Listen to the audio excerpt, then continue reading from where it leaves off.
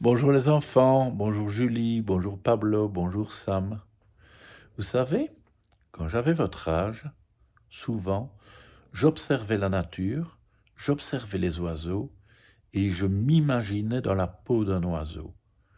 Qu'est-ce que ça devait être gai de pouvoir voler comme ça de branche en branche, de monter très haut, de tout voir, d'aller très loin parfois.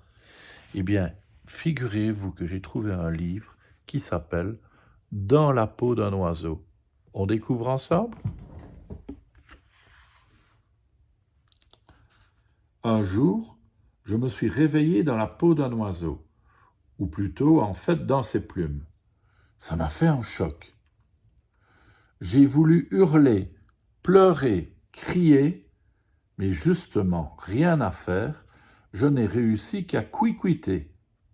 Et je suis resté tout emplumé, perché là-haut sur le grand chêne du jardin.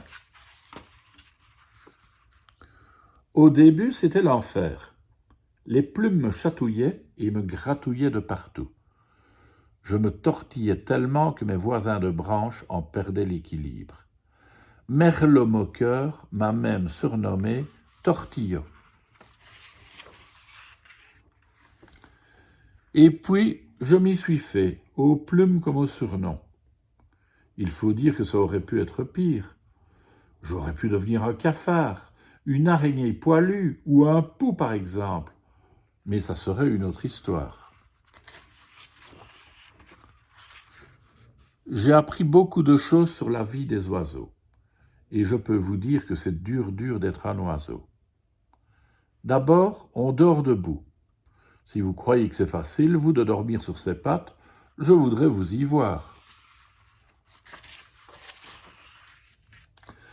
Donc, toujours debout, à mon réveil, je suis prêt pour le petit déjeuner. Et là, adieu petit pain au chocolat et lait chaud. Maintenant, il s'agit de casser la graine, et pour de vrai. Car l'équilibre, c'est d'abord une question de régime. Quelques insectes, une poignée de bonnes graines, et hop, c'est le plein d'énergie et la forme athlétique. Looping, piqué avant, arrière, double vrille, triple tour, plané accéléré, atterrissage amorti. Maintenant, je maîtrise parfaitement. Sauf la marche arrière, soyons honnêtes. Je vole, je suis le roi du monde. Et je ne changerai pas mes plumes pour un avion ou un parachute. Il faut quand même ouvrir l'œil. Il y a des trucs à éviter. Les chats, les renards et autres bestioles à quatre pattes, les portes, les fenêtres, les pièges à oiseaux, les gens qui veulent vous mettre en cage, les rapaces, les avions justement, enfin, l'ordinaire quoi. Mais goûter les fruits juteux, chanter à tue-tête, jouer dans les arbres, plonger dans l'air frais des nuages, se sentir heureux juste pour rien, partager avec mes amis une vie de bohème, c'est le pied, ou du moins la patte. Je ne vous dirai pas que la pluie et le froid, c'est ce que je préfère, mais je gère. Un petit coin abrité, une cheminée bien chaude, et c'est réglé. Et puis un jour, j'ai croisé en vol Orangette, une trop jolie mésange. Ses parents m'ont regardé d'un drôle d'air. Paraît qu'on ne se mélange pas chez les mésanges. C'est mon copain Merlot qui m'a pris sous son aile pour m'apprendre tout ça. La nuit, on partage une branche à plusieurs. On se tient chaud.